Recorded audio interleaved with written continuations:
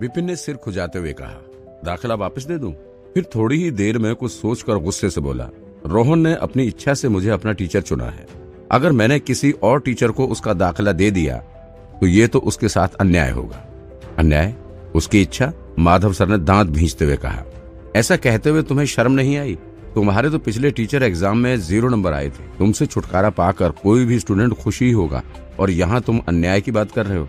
इतनी हिम्मत तुम्हारी? वो आगे कुछ और बोलने ही वाले थे कि अभी और रितेश दोनों साथ में चिल्लाने लगे, श्रेष्ठ माधव, ऐसा नहीं होना चाहिए। जांच रद्द नहीं होनी चाहिए। इच्छा जांच एक कठिन प्रक्रिया थी। अगर वो एक बार शुरू हो जाती थी तो किसी न किसी को सजा मिलने के बाद ही खत्म होती थी। अगर इसे आसान कर दिया गया तो हर कोई इच्छा जांच करवाने लगेगा, और अगर ऐसा हुआ तो स्कूल उसका खर्चा कैसे झेल पाएगा। इसलिए ही माधव सर ने पहले इस मुद्दे को शांति से सुलझाने की बात की थी, लेकिन फिर उन दोनों ने बीच में ही क्यों रोक दिया। अब माधव सर उन दोनों की ओर देखते हुए पूछने लगे, क्यों? अभी ने अपनी बात समझाने की कोशिश की। श्रेष्ठ माधव, रितेश सर ने इच्छा जांच की अर्जी दी थी और स्कूल ने भी उसे मंजूरी दे दी थी, और अगर अब उसे रोका गया तो लोगों को यही सूचना जाएगी कि स्कूल के अधिकारी खुद ही स्कूल के नियमों का पालन नहीं करते। अभी और रितेश ऐसा कैसे होने दे सकते थे? ये सब षड्यंत्र करने के लिए और विपिन को मना कर यहाँ तक लाने के लिए उन्होंने बहुत मेहनत की थी। अगर अब वे शांति से बात सुलझा लेंगे तो उनकी सारी मेहनत बर्बाद नहीं हो जाएगी। अगर ऐसा हुआ तो कल जो उसे इतनी शर्मिंदगी झेलनी पड़ी वो सब तो बेकार हो जाएगी ना। रितेश ने भी उसकी हाँ में हाँ मिलानी चाहिए। हाँ श्रेष्ठ माधव, मैं भी इस स्टूडेंट के ही भले के लिए इच्छा जांच करवाना चाहता हूँ। किसी दबाव में आकर टीचर चुनने की बजाय मैं चाहता हूँ कि रोहन को भी अपनी इच्छा से टीचर चुनने का मौका मिले। उसके शब्द सही और भावुक लग रहे थे। अगर कल के चांटे के निशान उसके गाल पर ना होते तो शायद सभी को उसकी बात 100% सच ही लगती।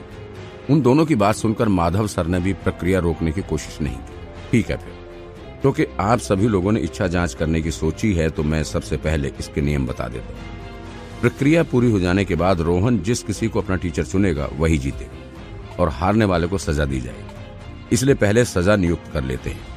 फिर श्रेष्ठ गोविंद, जो अब तक शांत बैठे सब देख रहे थे, वे बोले, रितेश सर ने बहुत ही सख्त सजा चुनी है। हारने वाले को स्कूल से निकाल दिया जाएगा। विपिन, तुम्हें इस सजा से कोई दिक्कत है? गोविंद की बात सुनकर विपिन बड़ा ही हैरान हुआ। फिर सहजता से बोला, मेरे और रितेश सर में कोई बड़ी दुश्मनी नहीं है। मैं उन्हें स्कूल से निकालना नहीं चाहता। ये सजा कुछ ज्यादा नहीं हो गई? उसकी बात सुनकर सभी उसे आंखें फाड़कर देखने लगे। उन्हें तो लग रहा था कि विपिन पागल हो गया। रितेश नहीं, तुम्हें निकाला जाएगा। विपिन को बकवास करते देख रितेश चिढ़कर बोला, तुम जो भी कहो, अब तुम जांच से पीछे नहीं हट सकते। विपिन 1 मिनट हिचक कर बोला, मैं ये तुम्हारे भले के लिए ही कर रहा हूँ। मुझे अभी भी लगता है कि स्कूल से निकाल देना सख्त सजा होगी। ऐसा क्यों नहीं करते हम? हारने वाले को निकालने की बजाय सिर्फ उसका टीचर लाइसेंस ले लेंगे और उसे 100 कोड़े खाने पड़ेंगे। लाइसेंस रद्द, 100 कोड़े। सभी एक दूसरे को देखने लगे। सभी को लग रहा था कि वो पागल हो गया है। उसकी बताई सजा तो स्कूल से निकाले जाने से भी ज्यादा सख्त। कहीं इसने ऐसा गलती से तो नहीं बोल दिया? अगर किसी को स्कूल से निकाल भी दिया जाए तो भी कम से कम वो टीचर तो रहेगा। अगर कराटे स्कूल में नहीं तो वो दूसरे किसी स्कूल में पढ़ा पाएगा।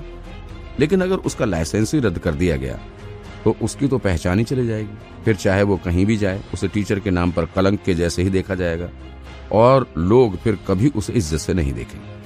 यही सोचकर ही तो श्रेष्ठ गोविंद श्रेष्ठ माधव को इस प्रक्रिया को दिखाने लेकर आए थे। शिक्षा ब्यूरो का मुख्य होने के बाद भी उनके पास किसी टीचर का लाइसेंस रद्द करने का अधिकार नहीं था।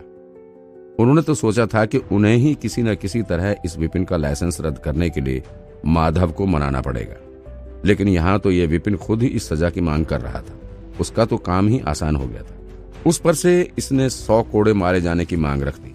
कोड़ा देश में बनाया जाने वाला एक खास हथियार था। वो बहुत ही सख्त अपराधी को ही मारा जाता था।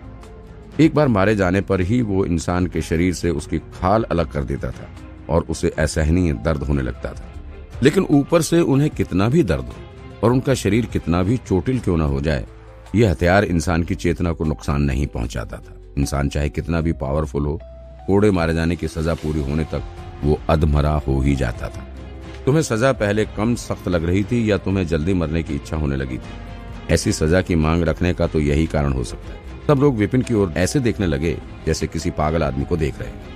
विपिन सर, आप? विपिन की मांग सुनकर प्रशा तो सदमे से लगभग बेहोश सी ही हो गई। उसने होश संभालते हुए सोचा, क्या तुम्हें सच में समझ नहीं आ रहा कि रितेश और अभी ने तुम्हें ही यहाँ से निकालने के लिए ये जाल बनाया था? वे तो चाहते ही थे कि तुम इस गड्ढे में कूदो। पहली वाली सजा स्कूल से निकाला जाना ही इतनी सख्त सजा थी, लेकिन तुम तो उसे कम करवाने की बजाय उल्टे उसे और बढ़ाने का सुझाव दे रहे हो। कहीं सच में पागल हो गए हो क्या तुम? रितेश ने विपिन की ओर देखकर कहा, तुम खुद ही इस सजा की मांग कर रहे हो। बाद में जब मरने लगो तो हमें दोष मत देना तुम। फिर कमरे के बीच में खड़े श्रेष्ठ गोविंद को देखकर रितेश ने कहा, श्रेष्ठ गोविंद, मैं आशा करता हूं कि स्कूल हमारी विनती पूरी करेगा। रितेश को इतनी आसानी से विपिन की मांगे मानते देख रोहन ने तो सिर पीट लिया। वो सोचने लगा कि इन्होंने तो खुद ही अपनी बलि चढ़ा ली। विपिन सर वाकई बहुत स्मार्ट हैं। पहले तो पकड़े जाने का नाटक किया ताकि सामने वाले का आत्मविश्वास और बढ़ जाए, और फिर उसी हालात का फायदा उठाकर सजा को और सख्त बनवा दिया। शायद रितेश सर को अंदाजा भी नहीं होगा कि उन्होंने अभी अभी अपने ही मरने पर ठप्पा लगा लिया है। ये तो अच्छा हुआ कि विपिन सर मेरे टीचर बन गए, वरना मेरी तो जिंदगी बर्बाद हो जाती। कैंटीन की घटना को याद करके रोहन ने सोचा, वो लगभग रितेश का स्टूडेंट बन ही गया था, और फिर आज जो होगा उसके बाद अपनी हालत का ख्याल करके ही वो डर गया। ठीक है फिर, क्योंकि दोनों तरफ के लोगों ने एक ही सजा मान ली, तो अब प्रक्रिया शुरू करते हैं, श्रेष्ठ गोविंद ने सिर हिलाते हुए कहा। फिर उन्होंने 2 क्रिस्टल की बॉल उठाई।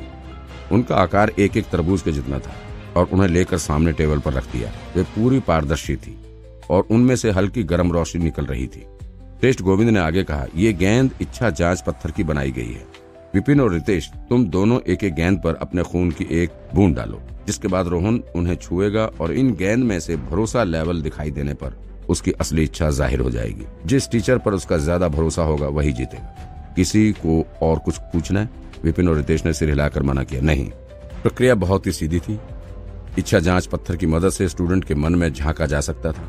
जिस भी टीचर पर स्टूडेंट को ज्यादा भरोसा होता था वही टीचर जीत जाता था। इस प्रक्रिया के नियम साधारण थे, लेकिन इच्छा जांच पत्थर बहुत ही कीमती होता था और इसे कहीं से खरीदना या ढूंढना आसान नहीं होता था। ऊपर से एक पत्थर को एक ही बार इस्तेमाल किया जा सकता था, इसलिए ही जब तक जरूरी ना हो स्कूल इसे इस्तेमाल करने की मंजूरी नहीं देता।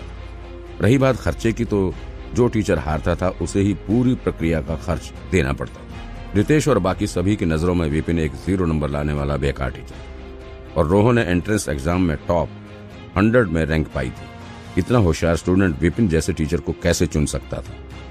विपिन इस प्रक्रिया के शुरू होते ही हार जाएगा। इसके बाद न सिर्फ उसे शर्मिंदा होकर स्कूल से निकाला जाएगा, बल्कि खर्च देने के बाद वो कंगाल भी हो जाएगा और उसकी बची हुई इज्जत भी खाक हो जाएगी। एक तीर से 3 निशाने लग जाएंगे। किसी को कुछ ना पूछते देख श्रेष्ठ गोविंद ने हाथ हिलाकर प्रक्रिया को शुरू करने के लिए कहा, शुरू करो। विपिन और रितेश एक गेंद के पास गए और अपने खून की एक बूंद उन पर डाल दी। गेंदों में से हल्की रोशनी आने लग गई और उनके चेहरे गेंद पर साफ दिखाई देने लगे। फिर गोविंद ने रोहन से कहा, जाओ। रोहन चलकर आगे गया और उसने अपने दोनों हाथ में एक गेंद उठा ली। शू! गेंद में से तेज रोशनी आने लगी और उस रोशनी से रोहन का पूरा शरीर चमकने लगा। रोहन आंखें बंद किए हुए था और माया की दुनिया में खो गया था। उसे देखकर माधव सर ने बाकी लोगों को समझाया, इच्छा जांच पत्थर में मायावी शक्तियां होती हैं। जैसे ही कोई उसे छूता है वैसे ही वो इंसान मायावी दुनिया में चला जाता है, जहां पर उसके सभी काम उसकी असली इच्छा से ही हो सकते हैं और उस पर कोई भी बाहरी दबाव नहीं होता है। अगर किसी स्टूडेंट को सच में जबरदस्ती की गई होगी तो वो स्टूडेंट उस टीचर पर भरोसा नहीं करेगा, उल्टा वो तो उससे नफरत करता होगा और वो नफरत उस गेंद में नजर आ जाएगी। इसलिए ही इच्छा जांच स्टूडेंट के चुनाव का सच जानने का सबसे सही और सीधा तरीका था। श्रेष्ठ गोविंद ने भी उन्हीं की बात आगे बढ़ाकर कहा, बिल्कुल भरोसा लेवल उस स्टूडेंट का अपने टीचर के प्रति भरोसा दिखाता है। सबसे ज्यादा 100 का लेवल होता है। हर 10 पॉइंट पर एक मार्क होता है। 0 लेवल का मतलब बिल्कुल भरोसा ना होना, 10 मतलब थोड़ा भरोसा, 20 मतलब थोड़ा और भरोसा। इस तरह से भरोसे का लेवल बढ़ता जाता है। आमतौर पर एक स्टूडेंट और टीचर के बीच 30 का लेवल ही होता है। सबसे अच्छे टीचर भी ज्यादा से ज्यादा 50 का लेवल ही ले पाते हैं। इतना भरोसा मिलना भी बहुत बड़ी बात होती है। इतना लेवल पूरे देश में कुछ 1-2 टीचर ही ले पाते हैं। आखिरकार बच्चे का अपने माँ बाप पर भी भरोसा लेवल 60 के आसपास ही आता है। दोनों श्रेष्ठ बाकी सभी को इच्छा जांच के पीछे के सिद्धांत बता रहे थे।